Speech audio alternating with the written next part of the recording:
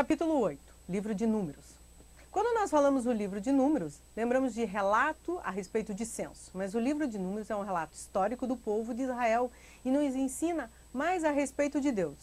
O povo foi recenseado sim, com o objetivo de mostrar os homens que tinham idade acima de 20 anos e assim fazê-los passarem por um treinamento para as guerras e para a conquista de Canaã.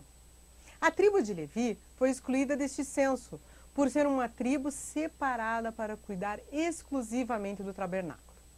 O trabalho deles abrangia também as cerimônias religiosas, não só a manutenção da tenda do Senhor.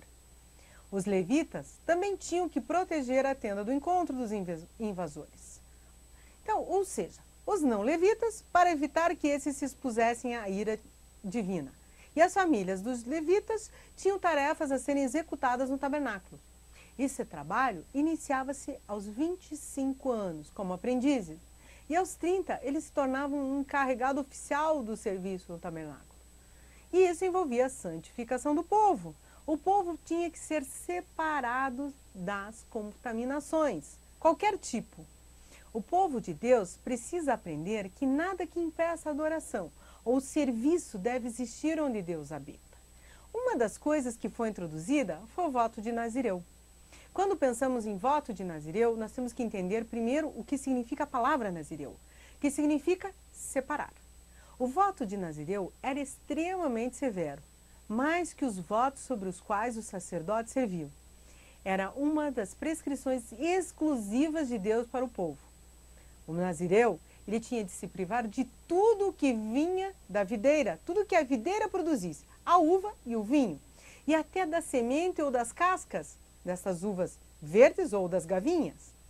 Durante o tempo do voto, o nazireu tinha de deixar o cabelo crescer. Isso era um símbolo externo do seu voto a Deus.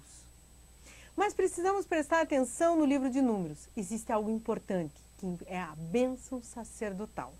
E esta bênção sacerdotal engloba 3 aspectos importantes para quem a receber. Observe.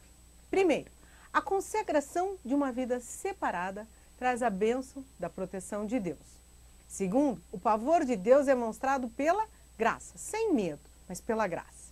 A comunhão com Deus é experimentada pela paz. Pela paz nós sentimos a união com Deus. E nem assim esse povo aprende. Ele continua a murmurar. Então acontece algo diferente. Deus ordena que Moisés reúna agora, junto com Arão, os 70 homens mais importantes.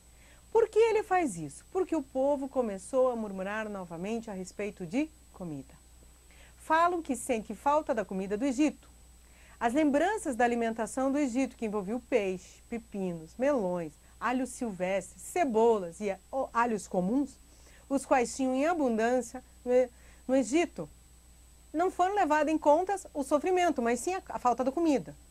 Mas, entretanto, a verdadeira questão era contra o próprio Deus. Então Deus ordenou que Moisés reunisse esses 70 homens importantes e os colocassem ao redor da tenda.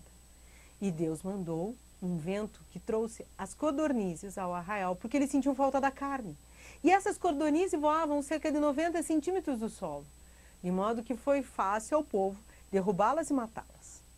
O povo comeu com muita carne e ficou doente. Isso era um sinal da ira de Deus, porque eles tinham o desejo de comer, de se fartar a comida do Egito, representando aqui pelo excesso de carne como uma praga muito grande. Muitos morreram e o local foi conhecido por Kiriboth Hataava, que significa sepulturas do desejo. E esta murmuração aumentou e piorou quando a própria irmã de Moisés, Miriam, murmurou contra seu irmão.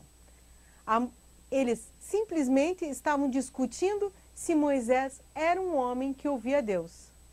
Miriam, quando murmurou contra o seu irmão, Moisés, ela colocou em dúvida se Deus realmente falava com ele. Deus não gostou nada, só que quem foi o porta-voz dessa murmuração? Foi Arão. A primeira crítica que nós encontramos, que Miriam faz, é a respeito da esposa estrangeira de Moisés. E a segunda, e a mais importante, era referente às mensagens de Deus. Mas o real motivo desta murmuração era o ciúme. E isso causou o maior desgosto de Deus. Foi o que trouxe o questionamento a respeito da liderança de um de seus ungidos. Deus se afasta do povo e este é o maior castigo. Para Miriam, o seu castigo veio através da lepra. A lei exigia um afastamento por 7 dias da presença do povo. Todo o acampamento teve que esperar que Miriam novamente retornasse ao acampamento.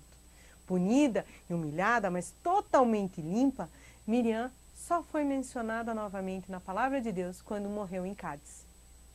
E quando chegaram em Cádiz Barneia, logo Deus viu que era necessário enviar espias. Espias para quê? Para que eles viessem a reforçar a compreensão e a importância da terra de Canaã. Logo após terem chegado ao deserto de Parã, os israelitas fizeram planos para enviar este grupo, então, de espias, em uma missão de reconhecimento. Os espias seriam enviados não com intuito militar, mas de reconhecimento, como já havia sido dito. O propósito de Deus era alimentar a esperança do povo de Israel, lembrando-os da promessa de Deus, que Deus fez, e seu cumprimento, que o seu cumprimento estava próximo. A esperança deveria ser a força motriz do povo de Israel. Todavia, não foi isso o que aconteceu quando os 12 espias retornaram. 10 apenas relataram as dificuldades que encontrariam, e apenas 2, Oséias, chamado de Josué, e Caleb, que relataram não só as dificuldades, mas também que com a ajuda de Deus, do Deus Todo-Poderoso, poderiam conquistar Canaã. O povo de início quis apedrejar Josué, e isso despertou a ira do Senhor. Ele disse que destruiria o povo e geraria um novo povo através de Moisés. Só que Moisés intercede por esse povo e apenas Deus mudou a disciplina que iria ser executada em cima desta nação. Deus decretou um castigo ao povo. Embora os israelitas estivessem às portas da terra prometida, foram mandados de volta ao deserto, onde todas as pessoas de mais de 20 anos haveriam de morrer, exceto Josué e Caleb, e onde vagariam por 40 anos. Assim ocorreu. Esta foi a disciplina de Deus.